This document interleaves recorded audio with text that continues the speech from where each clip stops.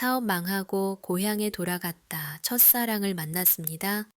안녕하세요. 사계절처럼 다채로운 세상의 이야기들을 들려드리는 사계입니다. 오늘 사연은요, 한 사람이 인생에서 가장 초라하다고 느낀 순간, 가장 빛나던 시절을 함께 알고 있는 사람을 다시 만났을 때의 이야기입니다. 젊을 때의 사랑이 앞으로를 향한 감정이라면 나이가 들어 다시 만난 사랑은 지나온 시간 전부를 통째로 마주하게 만들기도 합니다. 오늘은 쉰을 넘긴 한 남자의 이야기입니다. 천천히 끝까지 들어주셔도 좋을 것 같습니다.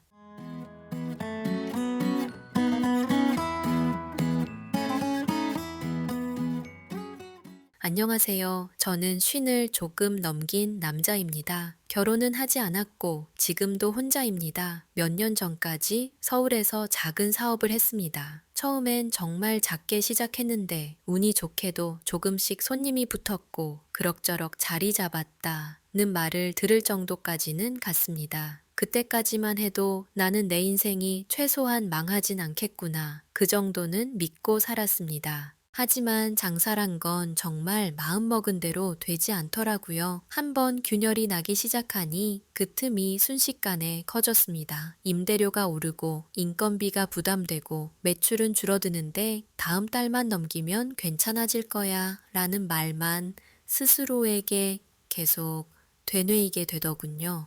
그러다 몇 년 전 코로나가 왔고 그때부터는 정말 숨 쉴 틈이 없었습니다. 손님은 받을 수도 없는데 고정적으로 빠져나가는 돈, 대출을 갚지 못해 눈덩이처럼 불어나는 대출원금과 이자들까지 결국 가게 문을 닫았습니다. 정리하고 나니 남은 건 대출과 카드값 그리고 몸보다 먼저 늙어버린 마음이었습니다. 가게를 접던 날 계산서를 들여다보다가 숫자가 더 이상 의미가 없어지는 순간이 오더군요. 아, 이게 망했다는 거구나. 그때 처음으로 서울에 남아있을 이유가 사라졌습니다. 그래서 고향으로 내려왔습니다. 고향을 떠날 땐 성공할 때까지 죽어도 내려가지 않겠다 다짐을 하며 떠났는데 이렇게 속절없이 돌아오게 되니 헛웃음이 다 나더군요.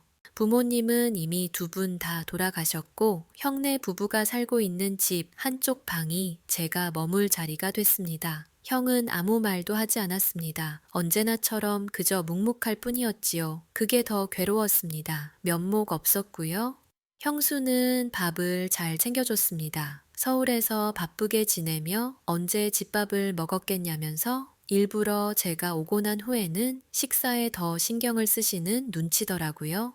따뜻한 국을 매번 새로 끓이시고 반찬을 제 쪽으로 밀어주고 영양제와 신선한 과일을 깎아 챙겨주시곤 했습니다. 죄송했어요. 나이 들어 은퇴하고 편히 쉬셔야 될 나이에 시동생 밥 챙겨주시느라 바쁜 걸 보니 정말 송구했습니다. 식당을 했던 경험이 있으니 밥 정도는 제가 얼마든지 제 손으로 차려 먹을 수 있다고 절대 저 때문에 고생하시지 말라고 신신당부를 해도 형수는 막무가내로 저를 챙기시기 바빴어요. 돌아가신 어머니 생각이 나서 울컥해지더군요. 그리고 생각했습니다. 형수를 생각해서라도 더 힘내야겠다고요. 형네 집에는 손녀가 하나 있습니다. 형네 부부 자식이 서울에서 맞벌이를 하다 보니 초등학교 입학 전까지 시골에서 키우기로 한 겁니다. 요즘 젊은 부부들이 애는 곧 죽어도 서울에서 키우는 걸 선호하는 줄 알았는데 형님 말씀을 들어보니 이 집은 그런 것도 아닌가 보더라고요. 공기 좋은 곳에서 할머니 할아버지 사랑 듬뿍 받으며 유년 시절을 보내는 게 아이 정서에도 좋을 것 같다면서 형님 내외분께 매달 충분한 용돈을 드리며 아이를 부탁했나 보더라고요. 그러다 보니 자식들 다 출가시킨 형님 부부네 집에도 다시 생기가 돌기 시작하고 집안은 자연스레 아이 중심으로 돌아가게 됐습니다. 저도 뭐 하나 일손을 돕느라고 아이가 유치원 다녀온 후에는 색칠놀이, 산수 공부, 책 읽어주기 같은 걸 도맡아 하고는 했는데요. 낯선 사람이라고 무서워할 줄 알았는데 이 녀석이 넉살이 좋고 친화력이 좋아서 그런지 저하고도 금방 친해졌어요. 저는 이 나이 될 때까지 결혼도 하지 않았고, 이제 어느 정도는 가정을 꾸리고 아이를 낳아 기르는 걸 포기하고 있었던 터라 어린아이와 함께 생활하는 것이 제법 신선하고 재밌더라고요. 사람들이 왜 자식을 낳아 키우는 것에 인생의 목표를 가지는지 간접적으로나마 체험해 볼 수 있었던 것 같습니다. 이 녀석을 통해서 최근 저에게는 큰 사건이 하나 있었어요. 동네가 꽤 시골인지라 아이가 다니는 유치원까지는 셔틀버스를 운행하거든요. 형님 내외분께서 아침마다 아이의 등원을 맡으시는데 그날은 두 분이 아침 일찍부터 건강검진을 받으시러 가는 날이라 그 일을 제가 대신 맡기로 했습니다. 아이가 똑똑해서 혼자서 세수도 잘하고 양치도 잘하고 옷도 혼자 잘 갈아입어서 제가 할 일이 별로 없더군요. 가방 챙겨주고 형수가 싸주신 간식 도시락 챙기고서 아이 손을 잡고 셔틀버스 오는 곳으로 향했습니다. 셔틀버스 타는 곳까지 가는 길에 아이가 종알종알 여러 가지 이야기를 하더군요. 유치원 선생님이 다정해서 좋다. 어제 친구들과 함께 맛있는 반찬을 먹었다. 자기는 꽃 중에서 코스모스가 제일 좋다. 이번에 키를 쟀는데 많이 컸다 등등 미주알고주알 이야기하는 모습이 참 귀여웠습니다. 그리고 그렇게 아이와 수다를 떨며 셔틀버스 타는 곳에 도착하니 마침 딱 버스가 도착할 시간이더라고요. 조금 늦은 건 아닌가 싶어 주변을 둘러보는데 그때였습니다. 버스 쪽에서 누군가 아이 이름을 부르며 손을 흔들었습니다. 그 목소리를 듣는 순간 저도 모르게 고개를 들었습니다. 유치원 원장 선생님이었습니다. 아이들 등원을 직접 챙기러 나온 모양이더군요. 아침 햇살에 얼굴이 조금 밝아 보였고 머리는 단정하게 묶여 있었습니다. 그렇게 눈이 마주쳤습니다. 정확히 말하면 마주친 순간보다 서로 알아보는 데 걸린 그 짧은 공백이 더 길게 느껴졌습니다. 혹시 하고 서로 동시에 말을 꺼냈다가 괜히 멈췄습니다. 30년이 훌쩍 지났는데도 이상하게도 이름을 부르기까지가 쉽지 않더군요. 결국 그 사람이 먼저 제 이름을 불렀고 저도 고개를 끄덕이며 인사를 했습니다. 그 짧은 인사 하나에 이상하게 가슴이 먹먹해졌습니다. 아이는 그 분위기를 눈치채지 못하고 버스 기사님께 인사하느라 바빴고 저는 아이 손을 놓아주며 괜히 아이 가방 끈을 한 번 더 만져봤습니다. 그날은 셔틀버스가 떠나고 나서도 한동안 그 자리에 그대로 서 있었습니다. 머릿속이 복잡해지더군요. 왜 하필 지금이었을까? 왜 하필 이런 모습의 나일 때였을까 싶어서요. 그렇습니다. 아이의 유치원 원장 선생님은 먼 옛날 제 순정을 바쳤던 첫사랑이었어요.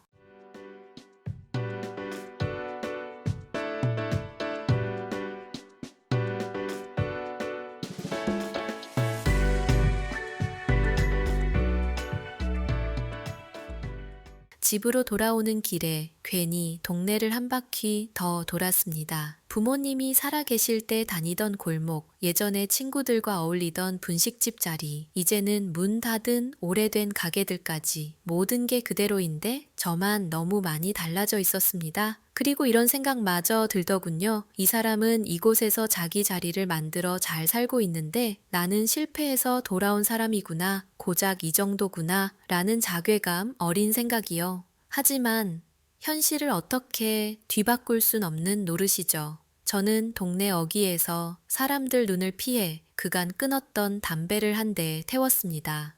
그날 이후 아이 등원은 다시 형님 내외분들께서 맡게 됐습니다. 너무 짧게 스친 상황이라 한 번쯤 다시 그 친구를 보고 싶긴 했지만 30년이나 세월이 흐른 뒤라 무척 조심스럽더군요. 그리고 말했듯 괜한 제 자존심이 저를 말리고 있었기도 했고요. 그런데 먼저 손을 내민 것은 그 친구였습니다. 아이 색칠 공부 노트를 통해서였어요. 거기에 짤막하게 저만 알아볼 수 있는 메모를 적었더군요. 먼 옛날 우리가 서로에게 편지를 적어 보낼 때 썼던 암호 같은 글귀였어요. 그 안에는 읍내 커피숍에서 내일 몇 시에 만나자는 내용이 적혀 있었습니다. 속절없이 가슴이 뛰더군요. 그리고 설렘과 긴장이 동시에 찾아왔습니다.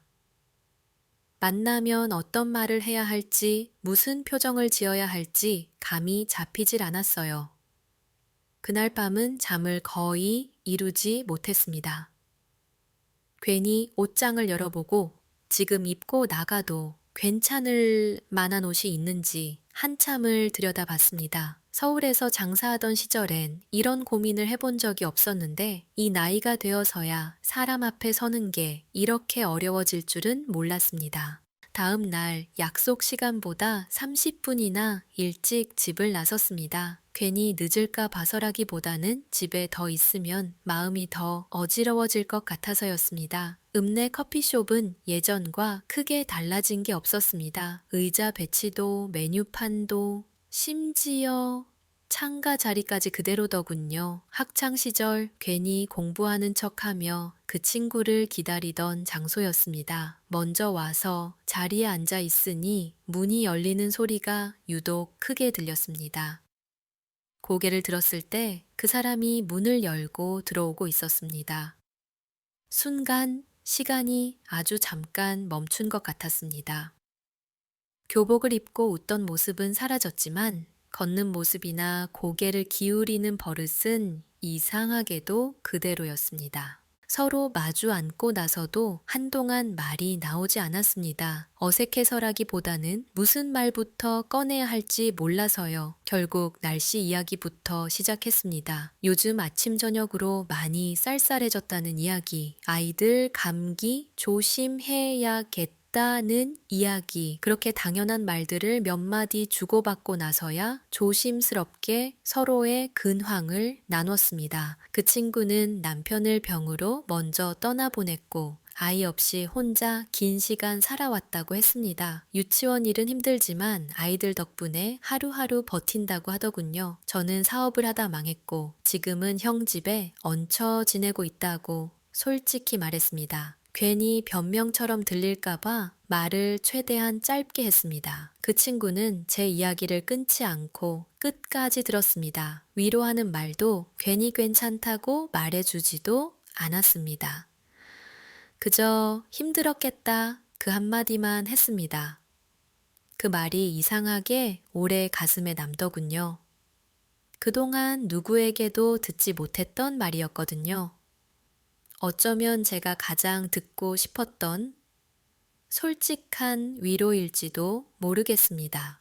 그날 이후로 우리는 가끔씩 커피를 마셨습니다. 아이들 이야기, 유치원에서 있었던 소소한 일들, 동네 사람들 이야기, 가끔은 예전 이야기도 조금씩 꺼냈습니다. 그때는 왜 그렇게 어른이 빨리 되고 싶었는지, 왜 서로의 마음을 끝까지 묻지 못했는지, 말을 하다 보면 웃음이 나다가도 문득 조용해질 때가 있었습니다.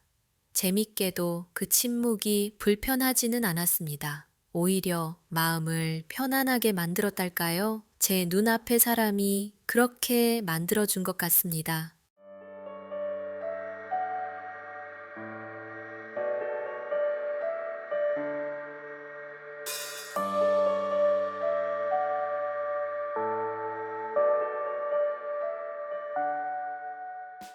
저는 그 무렵 형의 소개로 읍내에서 이런저런 일을 하며 지내고 있었습니다. 수리 좀 해주고 집 나르고 부르면 가서 손 보태는 일들이었습니다. 소소한 일들의 급여도 세지 않지만 서울에서의 상처를 씻기에는 충분한 날들이었습니다. 몸을 쓰고 나면 하루가 헛되지 않았다는 느낌은 들어 좋았달까요? 어느 날 기름 묻은 작업복 차림으로 유치원 앞을 지나가다 그 사람과 마주쳤습니다. 순간 괜히 고개를 숙였는데 그 사람은 제 모습을 보고 싱긋 웃으며 멋있다고 엄지손가락을 들어 보이더군요. 그 순간 마음 한켠이 뜨거워지며 오랫동안 잊고 살았던 자신감이 살아나더군요. 그렇게 열심히 일하고 난 뒤 읍내 커피숍에 들러 그 친구와 만나고 소소하게 사는 이야기를 나누고 나면 괜히 하루가 좀 더 단단해진 느낌이 들었습니다. 아주 오랜만에 남들처럼 평범하고 따뜻한 하루를 보내는 기분이 들었달까요? 어느 날은 아이를 데리고 유치원에서 돌아오는 길에 아이가 물었습니다. 우리 원장쌤이랑 왜 이렇게 친해요? 라고요. 순간 뭐라고 대답해야 할지 몰라 괜히 웃으며 얼버무렸습니다. 하지만 그 질문 하나에 가슴이 괜히 두근거리더군요. 우리 무슨 사이야? 우리 왜 이렇게 친해? 스스로에게 묻고 싶은 만큼 그 친구에게도 묻고 싶었습니다. 마치 소년소녀들 사춘기 때처럼요.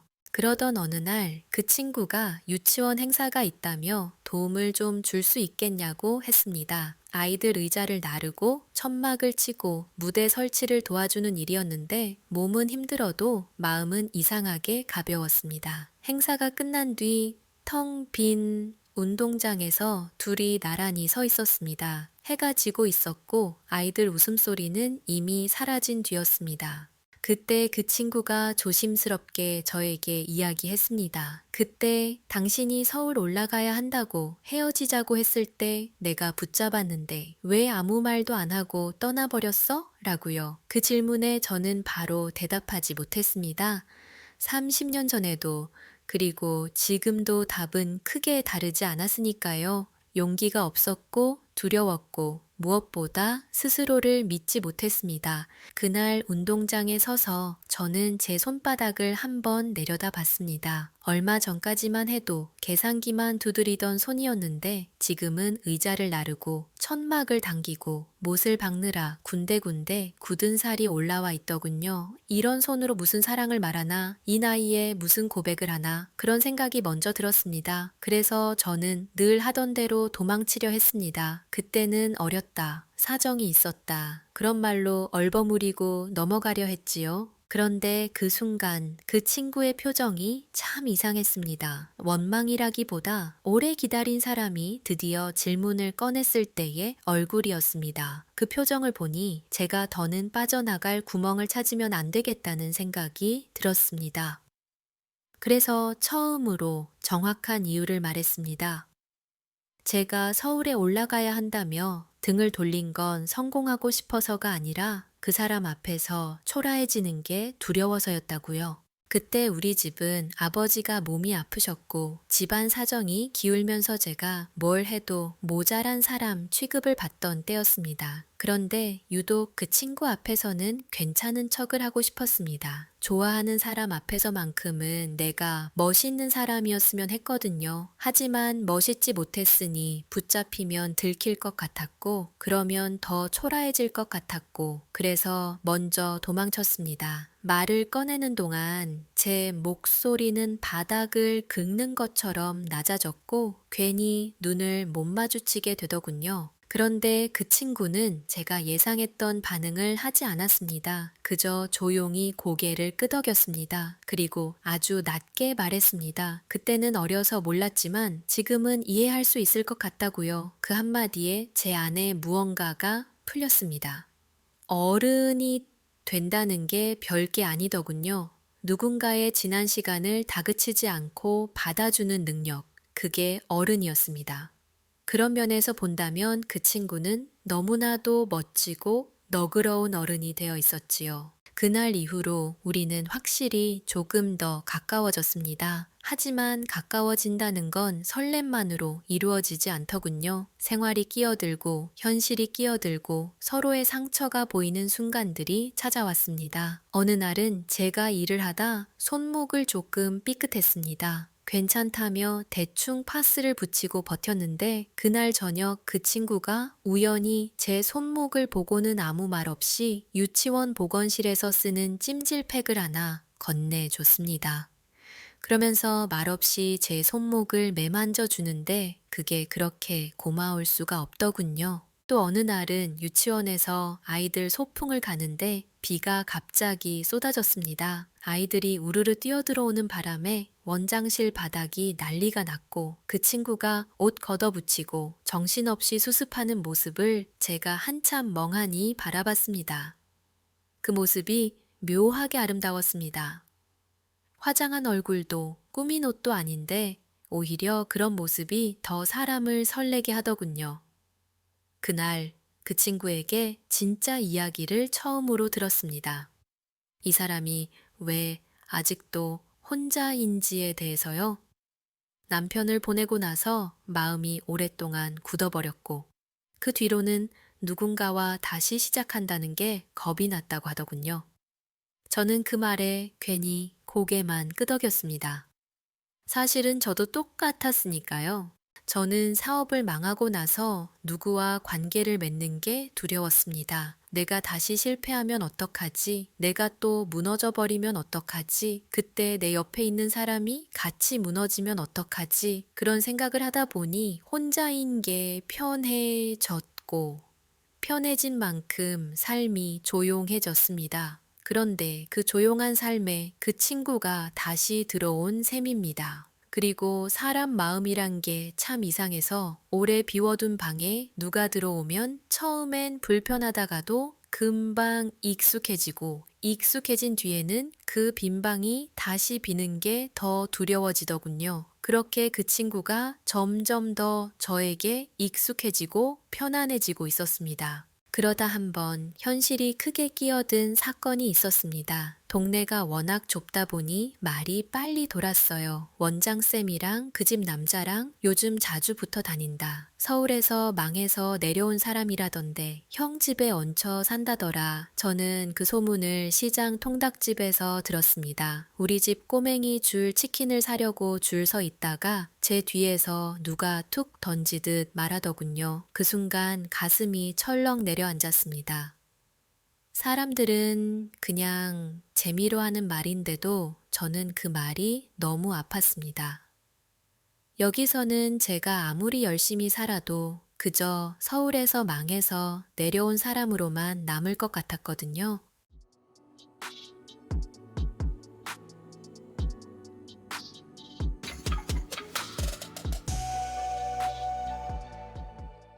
그날 밤 저는 괜히 예민해졌습니다. 형수에게도 아이에게도 말을 짧게 하게 되고 스스로가 초라해지는 걸 견딜 수가 없었습니다. 그리고 다음 날 그 친구에게 연락이 왔는데 저는 받지 않았습니다. 그 친구가 몇 번 더 연락을 했고 마지막엔 문자가 하나 왔습니다. 어제 운동장에 떨어진 장갑 여기 있어요. 추운데 손 시려울까봐. 그 문자 하나를 보고 저는 한참을 그대로 앉아 있었습니다. 바보같이 눈물이 나더군요. 그리고 확실하게 느꼈습니다. 소문이 무서워서 이 사람을 멀리하면 결국 30년 전과 똑같은 선택이 되겠구나. 또 도망치는 거구나. 그렇게 생각하니 제가 제 자신이 너무 싫어졌습니다. 그래서 그날 추위도 고사하고 유치원 앞까지 걸어갔습니다. 장갑을 찾으러 간다는 핑계를 대고요. 그 친구는 아이들 낮잠 시간이 끝나기 전이라 잠깐 밖으로 나올 수 있다고 했습니다. 유치원 담장 옆 작은 벤치에 앉아 둘이 나란히 앉았습니다. 저는 먼저 말했습니다. 제가 소문을 들었고 그 소문이 무서웠고 그래서 잠깐 도망치려 했다고요. 그 친구는 잠깐 웃었습니다. 씁쓸한 웃음이었는데 그 웃음이 오히려 저를 안심시키더군요. 그리고 그 친구가 말했습니다. 이 동네는 원래 그런 곳이고 사람들은 늘 말하고 말은 늘 흘러가고 중요한 건 결국 내가 나를 어떻게 보느냐라고요. 그 말을 듣는 순간 저는 문득 깨달았습니다.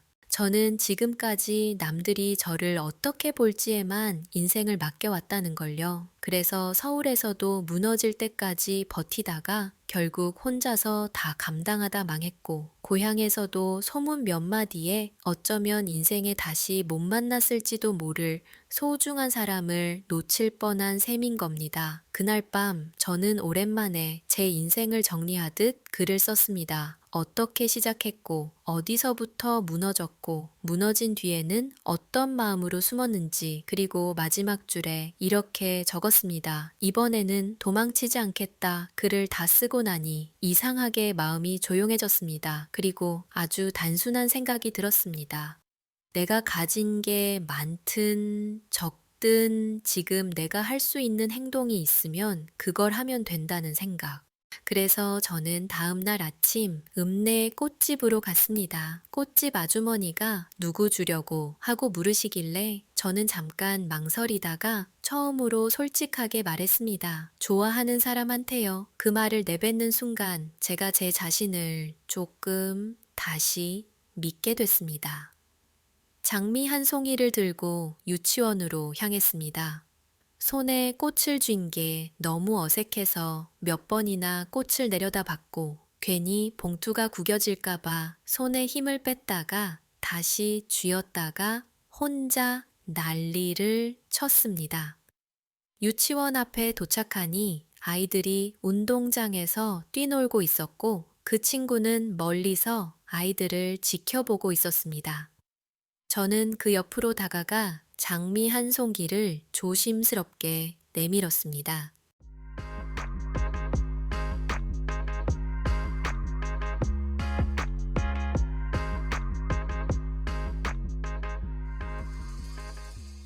그리고 말했습니다. 30년 전 그때처럼 멋있지 않은 모습일 수도 있지만 그래도 이번에는 제 마음을 숨기지 않겠다고요. 그 친구는 바로 꽃을 받지도 않고 바로 웃지도 않았습니다. 그저 그 꽃을 한참 바라보다가 조용히 제 얼굴을 올려다봤습니다. 그리고 아주 천천히, 정말 천천히 장미를 받아들었습니다. 한참 동안 장미를 내려다보던 그 친구가 애써 눈물을 삼키며 말하더군요. 고마워 라고요. 그 순간 저는 이상하게 확신이 들었습니다. 그래, 내 인생이 완전히 끝난 줄 알았던 순간에도 인생은 이렇게 다시 시작될 수 있구나 라는 것이요. 그렇게 저는 인생 이 막을 맞이하게 됐습니다. 벼랑 끝에 몰렸다 생각한 순간에도 다시 시작은 있기 마련이고 꿈은 생기기 마련이네요. 그 친구와 저 남은 인생을 더 따뜻하게 살아갈 수 있겠죠?